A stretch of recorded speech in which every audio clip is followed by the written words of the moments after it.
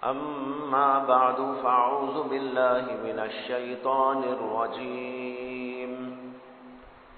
بسم الله الرحمن الرحيم. يا أيها الناس اتقوا ربكم الذي خلقكم من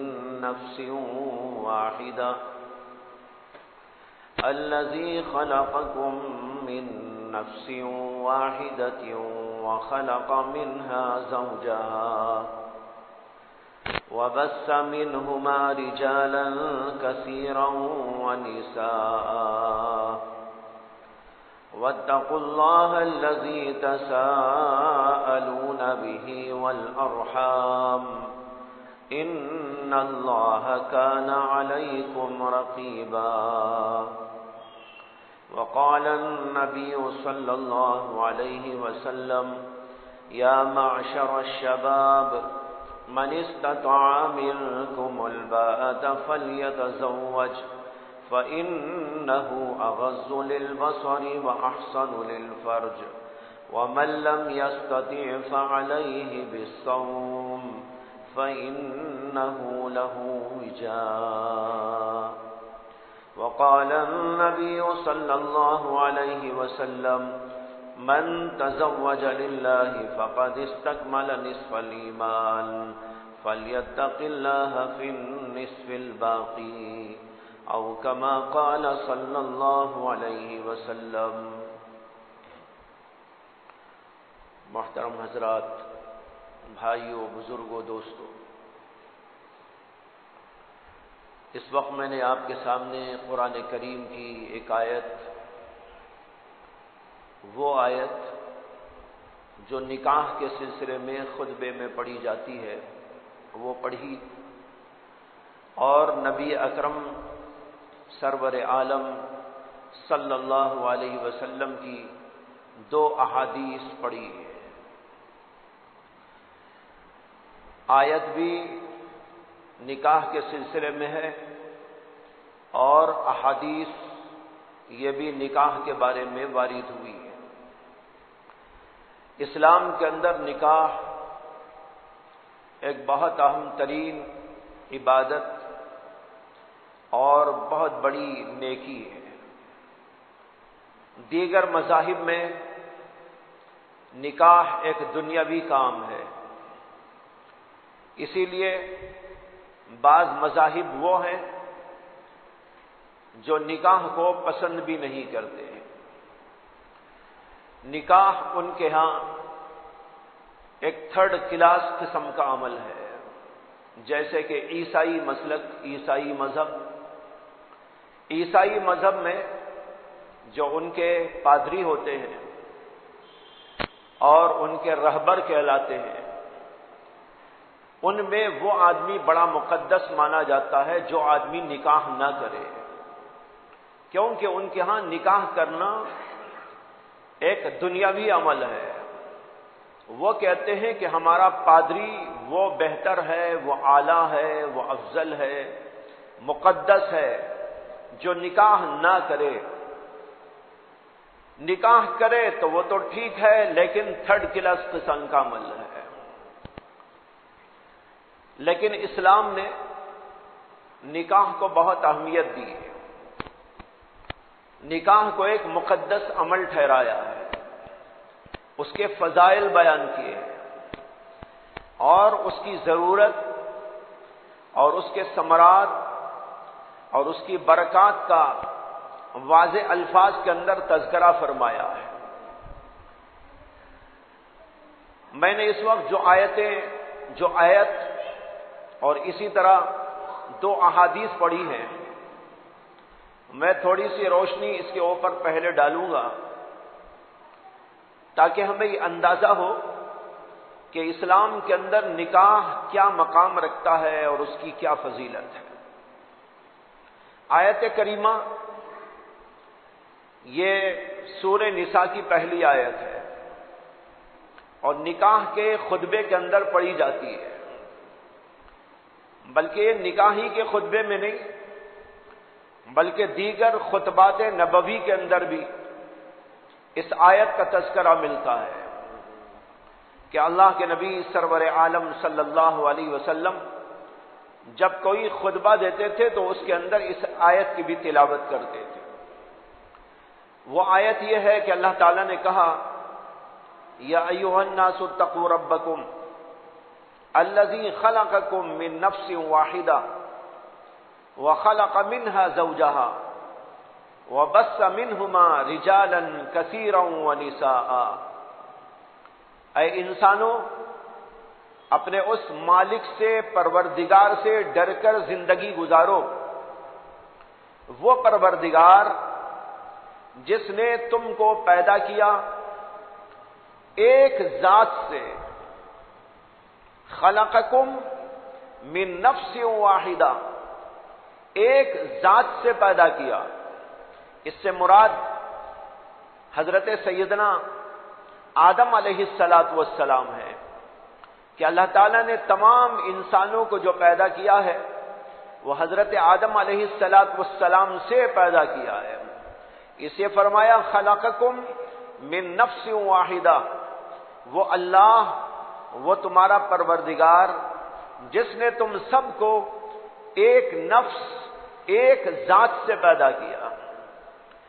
وَخَلَقَ مِنْهَا زَوْجَهَا، اور پھر اسی ایک ذات سے اس کی بیوی کو بھی پیدا کیا، یعنی حضرت حوا علیہ السلام۔ بعض روایات سے پتہ چلتا ہے کہ اللہ تعالیٰ نے آدم علیہ السلام کو پیدا کیا اور پھر اس کے بعد ان کے اوپر نیند طاری کر دی اور ان کی پسلی کو نکال کر اللہ تعالیٰ نے حضرت حوا علیہ السلام کو پیدا فرمایا۔ تو ان دونوں کا جوڑا بنایا، ایک آدم علیہ السلام اور ایک حضرت حوا علیہ السلام۔ ان دونوں کو پیدا کر کے ان کا جوڑا بنایا، یعنی ان کا نکاح فرمایا۔ وَبَثَّ مِنْهُمَا رِجَالًا كَثِيرًا وَنِسَاءً، اور پھر ان دونوں کے ذریعے سے دنیا کے اندر بے شمار مردوں اور عورتوں کو پھیلا دیا۔ یہ جو اتنی بڑی دنیا نظر آتی ہے اور اس کے اندر انسانوں کی ریل پیل، انسانوں کا ایک سیلاب نظر آتا ہے، یہ دراصل حضرت آدم اور حضرت حوا ان دونوں کے ملاپ کا نتیجہ ہے۔ وَبَثَّ مِنْهُمَا رِجَالًا كَثِيرًا وَنِسَاءً۔ آگے اللہ نے کہا وَاتَّقُوا اللَّهَ الَّذِي تَسَاءَلُونَ بِهِ وَالْأَرْحَامَ، اللہ سے ڈرو، وہ اللہ جس کا نام لے کر تم مانگتے ہو۔ وَاتَّقُوا اللَّهَ الَّذِي تَسَاءَلُونَ بِهِ، جس کا نام لے کر تم مانگتے ہو، جس کے نام کی مدد سے تمہارے کام چلتے ہیں، اس اللہ سے ڈرو۔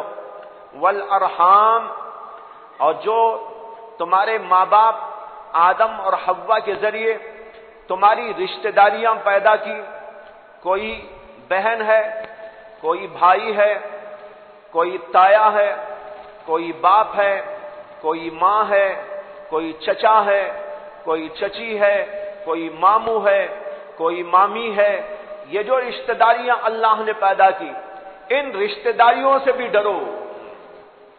رشتہ داری سے ڈرنے کا کیا مطلب؟ وہی مطلب ہے جو اللہ سے ڈرنے کا ہے۔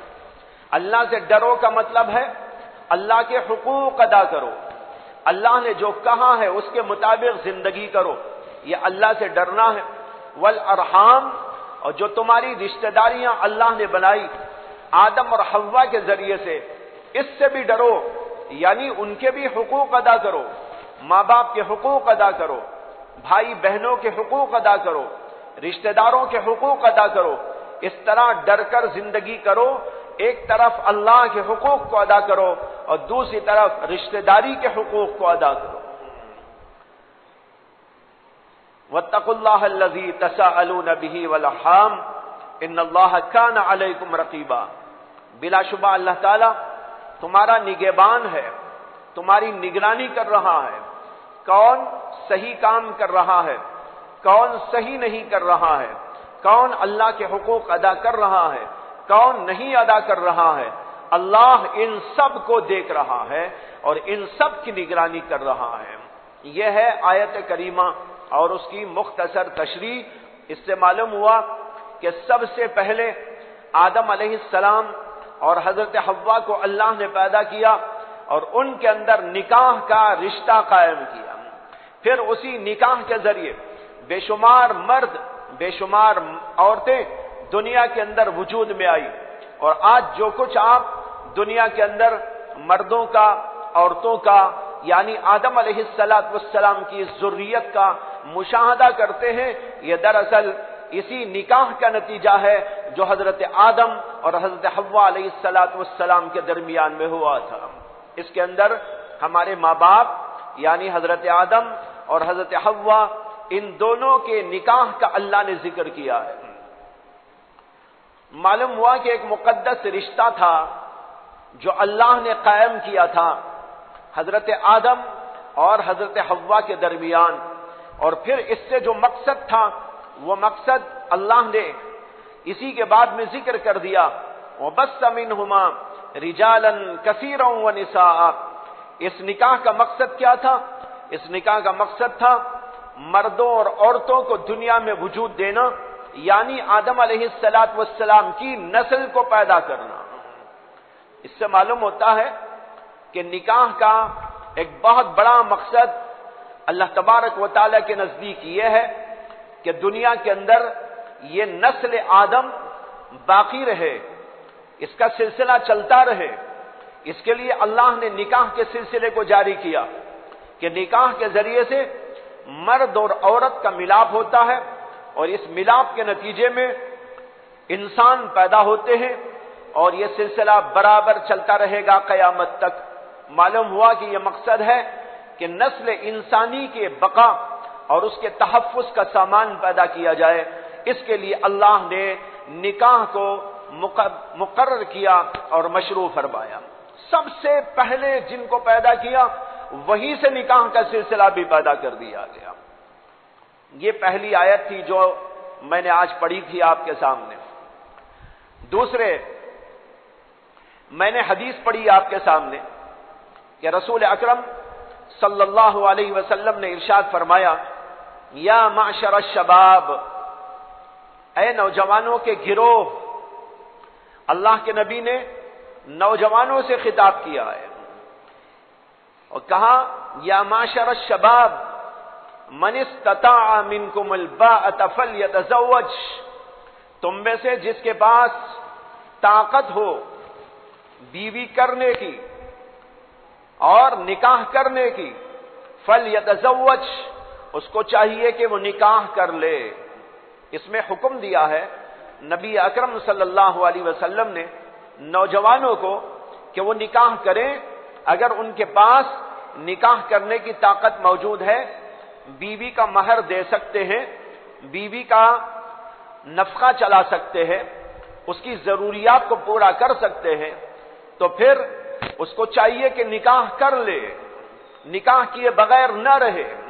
فلیتزوج. اور کیوں نکاح کرنے کی تاکید کی گئی اور نوجوانوں سے خطاب کرتے ہوئے اللہ کے نبی علیہ السلام نے نکاح کو کیوں ضروری قرار دیا؟ آگے اس کو فرماتے ہیں فَإِنَّهُ أَغَضُّ لِلْبَصَرِ وَأَحْسَنُ لِلْفَرْجِ. دو وجوہات ہیں. نکاح کرنے کی جو تعلیم دی گئی، نکاح کرنے کا جو حکم دیا گیا، اس کے دو حکمتیں، دو مصلحتیں بیان فرمائی. ایک تو یہ فرمایا کہ اس سے آنکھیں پست رکھنے میں فائدہ ملتا ہے. فَإِنَّهُ أَغَضُّ لِلْبَصَرِ. آنکھیں پست رہیں گی، نیچے رہیں گی، ادھر ادھر بہکتی نہیں رہیں گی، کبھی اسے دیکھا کبھی اسے دیکھا اور گمراہی کے دلدل میں جا کے پھنس گیا. بلکہ اس کا فائدہ یہ ہوگا نکاح کر لینے سے آدمی کی آنکھیں پست رہیں گی اور ادھر ادھر نہیں بہکیں گی. اور دوسرا فائدہ یہ فرمایا وَأَحْسَنُ لِلْفَرْجِ. شرمگاہ کی حفاظت کرنے والا بھی ہے نکاح. جو آدمی نکاح کر لیتا ہے وہ اپنی شرمگاہ کو محفوظ کر لیتا ہے، یعنی عفت، عصمت، پاک بازی اس کی طبیعت اور فطرت بن جاتی ہے. اور اگر کوئی آدمی نکاح نہیں کرتا تو پھر وہ بہکتا رہتا ہے، آنکھیں بھی بہکتی ہیں اور پھر آنکھوں کے ذریعے اس کی شرمگاہ بھی بہتی ہے اور زنا کا دروازہ کھلنے کا شدید خطرہ رہتا ہے۔ اسلام زنا کا مخالف ہے، زنا کو بدترین جرم قرار دیتا ہے، انسانیت کو تباہ کرنے والا فعل قرار دیتا ہے اور معاشرے میں برائیوں کے پھیلنے کا بہت بڑا دروازہ قرار دیتا ہے۔ اس لیے اسلام چاہتا ہے کہ زنا کے دروازے کو بند کر دو، کوئی راستہ نہ رہے، کوئی باریک سا سوراخ بھی باقی نہ رہے۔ اس کے لیے حکم دیا نکاح کرنے کا کہ نکاح کرو، جب نکاح کرو گے تو تمہاری ضرورت اور تمہاری خواہش پوری ہوگی اور تم عفت اور عصمت اور پاک بازی کے ساتھ زندگی گزار سکو گے، آنکھیں بھی ادھر ادھر نہیں بہکیں گی اور تمہاری شرمگاہ سے بھی غلط حرکتیں نہ ہو سکیں گی۔ یہ بہت بڑا فائدہ ہے جو اللہ کے نبی علیہ الصلوۃ والسلام نے اس حدیث مبارکہ کے اندر بیان فرمایا۔ دو مقصد ہو گئے۔ نکاح کیوں ہے؟ دو مقصد قرآن نے اشارہ دیا کہ اس کا مقصد ہے نسل انسانی کا تحفظ، نسل انسانی کا بڑھانا۔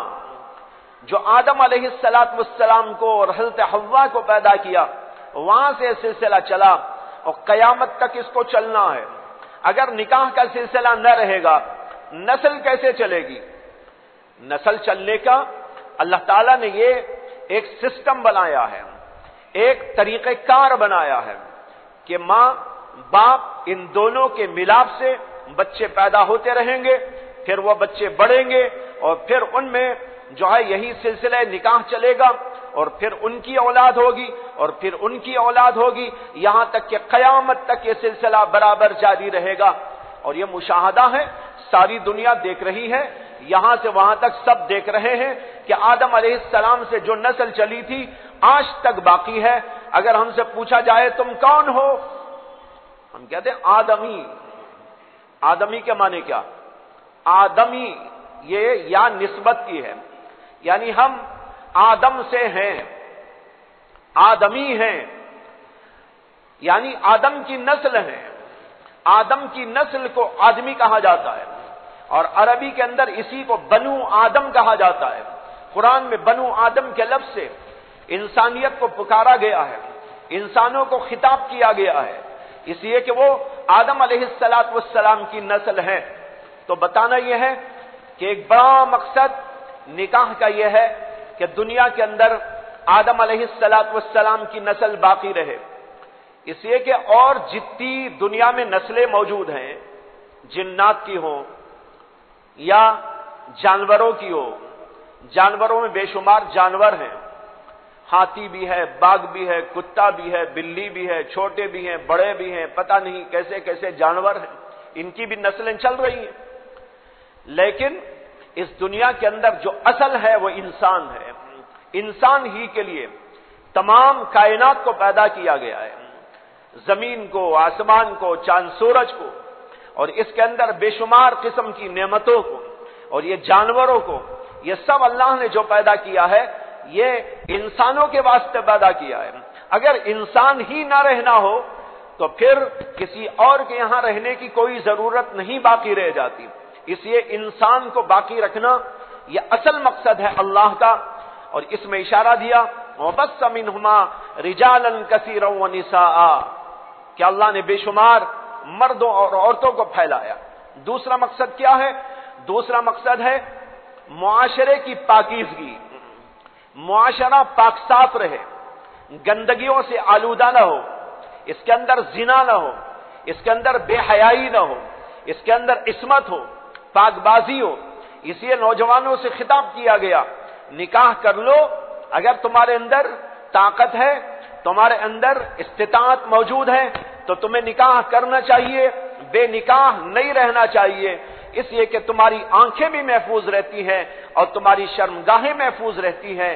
اس طرح تم پاک دامنی کے ساتھ زندگی کرو گے، اور جب پاک دامنی تمہارے اندر ہوگی اور تم ہی یہ معاشرہ ہو تو پورے معاشرے کے اندر پاک دامنی کا سلسلہ رہے گا، عصمت اور عفت برقرار رہے گی، اور گناہوں کی جو برائی ہے اور خطرناکی ہے اور معاشرے کو توڑنے اور پھوڑنے والی چیزیں ہیں، یہ بالکل دور ہو جائے گی۔ یہ دو عظیم الشان مقاصد ہیں جس کے تحت اسلام کے اندر نکاح کو بہت بڑا درجہ دیا گیا۔ اگر معمولی چیز ہوتی ہے تو اس کے اتنے اہم ترین مقاصد نہ ہوتے۔ پاک دامنی انسان کے لیے بہت اہم چیز ہوتی ہے، اور جب وہ اہم تو اس کا جو ذریعہ ہے نکاح وہ بھی بہت اہم، اور نسل انسانی کا بقا یہ مقاصد میں سے ہے۔ جب اتنا بڑا مقصد تو اس مقصد کے لیے جو چیز ذریعہ بن رہی ہے وہ بھی بہت بڑی چیز ہوتی ہے۔ اس لیے اسلام کے اندر نکاح کو ایک مقدس عمل، بہترین عمل اور ایک عبادت کا درجہ دیا گیا۔ علماء نے لکھا ہے کہ یہ عبادت ہے، اور حدیث سے بھی یہ اندازہ ہوتا ہے۔ اللہ کے نبی علیہ السلام نے ایک حدیث کے اندر فرمایا کہ جتنے پیغمبر دنیا میں تشریف لائے تمام کے تمام پیغمبروں کی سنت تھی نکاح کرنا، اور فرمایا کہ میرا بھی طریقہ کار ہے نکاح، ان نکاح من سنتی، نکاح میری سنت ہے، میری عادت ہے، میرا طریقہ ہے، پیغمبروں کا طریقہ ہے، اور پیغمبروں کا طریقہ ظاہر بات ہے ایک بہت بڑی نیکی اور بہت بڑی عبادت ہوتی ہے، اس لیے اس کو عبادت کا درجہ دیا گیا۔ علماء نے ایک بات لکھی ہے کہ دو عبادتیں ایسی ہیں جو تمام شریعتوں کے اندر نافذ رہی، اور پھر جب دنیا ختم ہو جائے گی اور انسان جنت میں جائے گا وہاں بھی وہ دو عبادتیں جاری رہیں گی۔ وہ دو عبادتیں کون سی؟ ایک ایمان کی عبادت اور ایک نکاح کی عبادت۔ ایمان کی عبادت، ایمان ظاہر بات ہے تمام عبادتوں کی عبادت ہے، سب سے عظیم الشان عبادت وہ ایمان ہے۔ اگر ایمان نہ ہو نماز بیکار، روزہ بیکار، زکات بیکار، حج بیکار، کچھ بھی کر لے آدمی اس کا کوئی اعتبار نہیں۔ ایمان ہے تو نماز بھی ہے، ایمان ہے تو روزہ اور زکات اور حج اور قربانی اور سب کچھ موجود ہے۔ اسے سب سے بڑی عبادت وہ ایمان کی عبادت، وہ تمام شریعتوں کے اندر رہی، آدم علیہ السلام سے لے کر حضرت محمد الرسول اللہ صلی اللہ علیہ وسلم تک، اور پھر آپ کے بعد آپ جو ہے یہ سلسلہ اب تک جاری ہے اور قیامت تک دنیا میں جاری رہے گا، اور پھر جب یہاں سے یہ دنیا ختم ہو کر آخرت قائم ہوگی اور جنت میں انسان جائے گا تو جنت کے اندر بھی یہ ایمان کا سلسلہ رہے گا۔ ساری دنیا جانتی ہے اور ایک بہت ہی بدیہی بات کہ جنت میں جو جائے گا وہ ایماندار جائے گا، کافر تو نہیں جائے گا۔ معلوم ہوا کہ جنت میں جانے والا ایمان کی عبادت کو اپنے ساتھ لے کر جائے گا، یہ نہیں کہ بھئی دنیا میں چھوڑ کے چلا جائے گا، یہاں سے جائے گا اور قیامت آئے گی اور قیامت کے دن فیصلے ہوں گے۔ جو آدمی مومن ہوگا وہ اپنے ایمان کو لے کر جنت میں داخل ہوگا۔ تو معلوم ہوا کہ جنت کے اندر ایمان کا سلسلہ برقرار، اور دوسری عبادت وہ نکاح ہے، تمام شریعتوں میں رہی، آدم سے لے کر محمد الرسول اللہ صلی اللہ علیہ وسلم تک، اور پھر آپ کی شریعت میں جو آئی تو ایک قیامت تک سلسلہ چلتا رہے گا۔ اور پھر جب جنت میں جائیں گے تو جنت کے اندر بھی یہ نکاح کا سلسلہ جاری رہے گا، وہاں بھی نکاح کیا جائے گا، حوروں سے نکاح ہوگا، عورتوں سے نکاح ہوگا۔ اس میں اختلاف ہے علماء کا کہ جنت کے اندر جو حوریں ہوتی ہیں وہ حوریں کیا یہی دنیا کی عورتیں حوریں بنا دی جائیں گی، یا حوریں الگ مخلوق ہیں اور یہ دنیا کی عورتیں یہ الگ، یہ دنیا کی عورتوں کو بھی وہاں رکھا جائے گا اور حوروں کو اللہ نے الگ ایک بنایا ہے۔ اختلاف ہے علماء کا، اور صحیح قول یہی ہے کہ حوریں الگ مخلوق ہیں، اللہ نے ان کو وہیں پیدا کیا ہے اور وہیں کی وہ رہنے والی ہیں۔ ان کا حسن، ان کی خوبصورتی اور ان کی لطافت اور ان کی پاکیزگی اور ان کی طہارت یہ کچھ اور ہی قسم کی ہوگی۔ باقی نہیں دنیا کی عورتیں، وہ دنیا کی عورتیں جو نیک ہوں گی، ایماندار ہوں گی، اچھی ہوں گی، اللہ ان کو بھی جنت کے اندر داخل فرمائیں گے، اور وہاں بھی عورتوں سے نکاح کا سلسلہ ہوگا اور حوروں سے بھی نکاح ہوگا۔ تو بہرحال دیکھو، بتانا یہ ہے کہ یہ نکاح کا سلسلہ آخرت کے اندر بھی چلے گا۔ اتنی بڑی عبادت، یہ دو عبادتیں تمام پیغمبروں کے شریعتوں میں رہی، اور پھر جنت کے اندر بھی اس کا سلسلہ جاری رہے گا۔ ایک بزرگ کی بات یاد آ گئی، وہ یہ کہ ایک بزرگ تھے، جب کھانا وانا رکھتے تھے لوگ کھانے کے لیے، یا ان کو کھانے کی ضرورت ہوتی، تو وہ لوگوں سے کہتے کہ بھائی چلو جنت کا کام کر لو، جنت کا کام کر لو۔ اور جب نماز کا وقت آتا تھا تو وہ کہتے تھے کہ ارے چلو دنیا کا کام کر لو۔ لوگوں کو بڑی حیرت ہوتی تھی، یہ کیا عجیب و غریب فلسفہ ہے، نماز کو کہتے ہیں کہ دنیا کا کام، اور کھانے کو کہتے ہیں کہ یہ جنت کا کام۔ تو کسی نے ایک دفعہ ان سے پوچھ لیا کہ حضرت یہ آپ کا فلسفہ تو ہماری سمجھ سے باہر ہے، آپ نماز کو کہتے ہیں دنیا کا عمل اور کھانے کو کہتے ہیں جنت کا عمل۔ انہوں نے کہا ہاں بھائی بات تو ٹھیک ہی ہے، غور کر کے دیکھو، یہ جو نماز آپ لوگ پڑھتے ہیں نا، یہ دنیا میں پڑھیں گے، اس کا سلسلہ دنیا میں ختم ہو جائے گا۔ جب آپ جنت میں جائیں گے نا، تو وہاں صرف کھانا ہے، عیش ہے، مزہ ہے، نکاح ہے، لذتیں ہیں، یہ تو وہاں سلسلہ جاری رہے گا۔ وہاں یہ نہیں کہ آپ کو کہا جائے گا اٹھو نماز پڑھو۔ اگر وہاں آپ کو عیش کرنا ہے، راحتیں لینا ہے اور من چاہی زندگی گزارنا ہے، تو یہاں خدا چاہی زندگی گزارو۔ یہاں نماز پڑھو، روزہ رکھو، زکوٰۃ ادا کرو، اللہ کو یاد کرو، اچھے برے کا فرق کرو۔ جب آپ یہاں پر اس طرح پابندی کی زندگی گزاریں گے تو وہاں پر جا کر جنت ملے گی، اور آزاد زندگی وہاں پر ملے گی۔ وہاں کھانا اور پینا اور مزے لوٹنا ہے۔ اسی طرح میں کہنا چاہ رہا تھا، یہ نکاح جو ہے وہاں چلے گا، جیسے کھانا یہاں کھاتے ہیں اور دیگر لذتیں، اسی طریقے پر یہ لذت کا سلسلہ نکاح کا اللہ نے وہاں پر جاری رکھا ہے، اور یہ جاری رہے گا۔ معلوم ہوا یہ بہت بڑا اہم کام ہے، جس کو اسلام کے اندر بڑی فوقیت دی گئی، بڑا مقام دیا گیا، یہاں تک کہ عبادت کا مقام دیا گیا۔ اور کیوں دیا گیا، اس کی دو وجوہات میں نے تفصیل کے ساتھ آپ کے سامنے پیش کر دی۔ ایک تو یہ کہ اس دنیا کو برقرار رکھنا تھا جب تک کہ اللہ کو رکھنا تھا، اور اس کے اندر انسان کی نسل کو باقی رکھنا ہے۔ اور دوسرا مقصد معاشرے کی پاکیزگی، خود کی طہارت، عفت اور عصمت، آنکھوں کی حفاظت، دل کی حفاظت، نفس کی حفاظت اور اخلاق کی پاکیزگی، تاکہ کوئی غلطیوں میں نہ پڑ جائے، برائیوں میں نہ پڑ جائے، اس کی آنکھیں ادھر ادھر بہکتی نہ پھریں، اور اس کی وجہ سے معاشرہ خراب نہ ہو جائے، عورتیں اور مردوں کا بے محابہ اختلاط نہ ہو جائے، اور غلطیاں اور گناہ سرزد نہ ہو، جیسے کہ آج ہوتا جا رہا ہے۔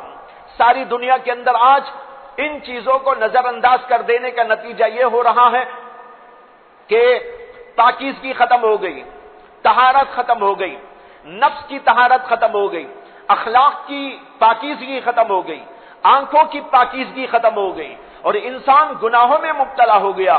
آنکھ گنہگار، دل گنہگار، نفس گنہگار اور جسم گنہگار، برائیوں کے اندر لوگ پڑتے چلے گئے، اور پھر اس کے لیے یہ ہوا کہ یہ راستے تو آسان کر دیے لوگوں نے، اور اسلام نے اس برائی کو ختم کرنے کے لیے جو ایک پاکیزہ راستہ رکھا تھا، جس کا نام ہے نکاح، مقدس عمل تھا جس کو کہتے ہیں نکاح، اس کو ہم نے مشکل بنا دیا۔ جس کو مشکل بنایا تھا اسلام نے، ہم نے اس کو آسان بنا دیا۔ نکاح کو آسان بنایا تھا، ہم نے اس کو مشکل بنا دیا۔ زنا عام ہو رہا ہے، برائی عام ہو رہی ہے، گناہ عام ہو رہے ہیں، اور خطرناک صورتحال تک پہنچ رہے ہیں۔ اور دوسری طرف نکاح کو دیکھو، اس کو مشکل سے مشکل تر بنا دیا گیا ہے، اور روز روز اس کی مشکلات کے اندر اضافہ کیا جا رہا ہے، آسان بنانے کے بجائے، اور اس کی پاکیزگی اور اس کی طہارت کے فائدوں کو حاصل کرنے کے بجائے معاشرے کے اندر نکاح کو مشکل سے مشکل تر بنانے کی کوشش کی جا رہی ہے۔ اس کا نتیجہ کیا ہے؟ نتیجہ یہ ہے زنا عام ہوگا، ہو رہا ہے، برائی عام ہوگی اور ہو رہی ہے، اور پھر اس سے بہت سی اور برائیاں پیدا ہو رہی ہیں۔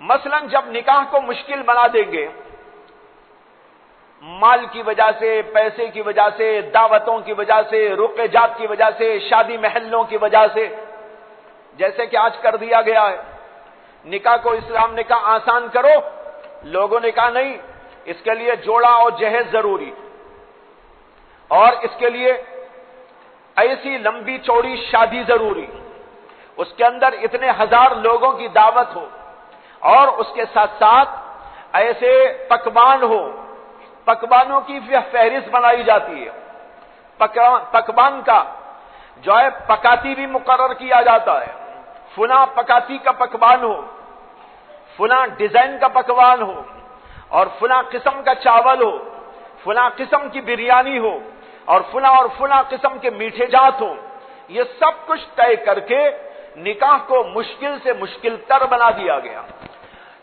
اور پھر شادی محل ہو، اتنے لاکھوں روپے کا شادی محل ہو، اور پھر اس کے ساتھ مختلف قسم کی رسومات، بدعات، خرافات، لغویات، ان سب کو اس کے اندر شامل کر کے ایک ایسا جو ہے بھیانک انداز اختیار کر لیا ہے معاشرے نے، جس سے کوئی نکاح کو سوچتا ہے تو اسے ایک پہاڑ معلوم ہوتا ہے۔ میں نے بہت سے لوگوں کو جو کافی عمر ہو گئی ہے، میں نے پوچھا بھائی تمہارا نکاح ہو گیا؟ کہتے نہیں ہوا۔ کیا عمر ہے؟ 30 سال ہو گئی۔ 30 سال کا جوان شادی کے بغیر، اور نکاح کی ضرورت اسے کب پڑے گی؟ جب وہ 15، 16، 17، 18 برس کا ہو جائے گا۔ گورنمنٹ میں تو قانون الگ ہے، لیکن اسلامی نقطہ نظر سے بول رہا ہوں، جب ایک انسان بالغ ہوگا، اور بالغ کب ہوتا ہے؟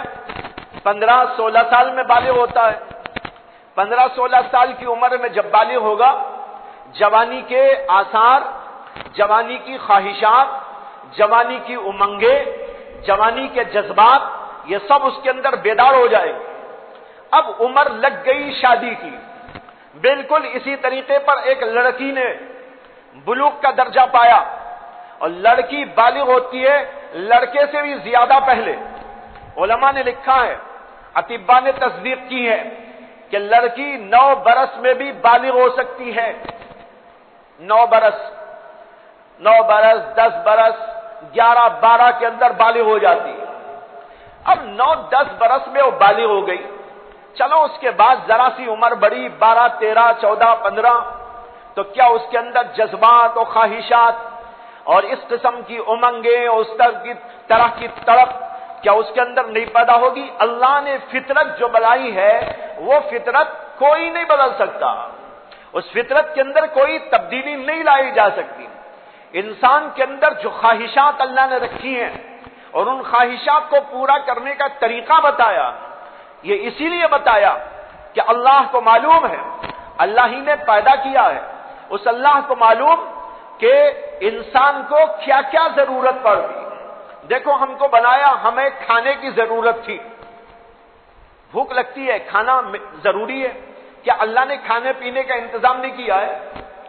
انسان کو پیاس لگتی ہے تو اللہ نے اپنی قدرت قاہرہ سے پانی کا انتظام نہیں کیا ہے؟ کیا انسان کو سونے کی ضرورت پڑتی ہے تو اس کے لیے سونے کے لیے جو سسٹم ہے وہ مقرر نہیں کر دیا ہے؟ اسی طرح آپ سوچتے جائیں، انسان کو اللہ نے بنایا، اس کی فطرت اور اس کی طبیعت کے اندر کچھ چیزوں کو رکھا، اور ان تمام ضروریات کو اللہ نے مہیا کر دیا۔ اسی میں یہ بھی ہے کہ ایک انسان کو خواہشات پیدا ہوتی ہے، ان خواہشات کو پورا کرنے کے لیے غلط راستہ بھی انسان اختیار کر سکتا تھا، اللہ نے غلط راستے کو بند کر کے ایک صحیح اور مقدس راستہ اس کے لیے مقرر کر دیا، وہ ہے نکاح۔ اب نکاح کیے بغیر اس کو مشکل سے مشکل بنا کر لوگ پریشان ہیں، خود پریشان، دوسروں کو پریشان کر رہے ہیں۔ بھائیوں، سب سے پہلے سمجھ لو نکاح کیوں ہے۔ یہ دو مقصد میں نے قرآن و حدیث کی روشنی میں آپ کے سامنے واضح کیے، اور اس کے بعد میں عرض کرنے جاؤں گا اگلے ہفتے کہ انسان کو اس ضرورت پورا کرنے کے لیے اللہ نے جو نکاح کا سسٹم عطا کیا ہے وہ کیسا بھلا اور کتنا آسان، کتنا سادہ اور کیسا اچھا اور کس قدر سستا اللہ نے اس کو بنایا، یہ اگر ہم سمجھ لیں تو ہمیں یہ باتیں سمجھ میں آئیں گی اور عمل کرنا آسان ہوگا۔ اللہ سے دعا کرتا ہوں کہ اللہ تبارک و تعالی ہم سب کو اچھی سمجھ عطا فرمائے اور عمل کی توفیق عطا فرمائے۔ وآخر دعوانا ان الحمد للہ رب العالمین۔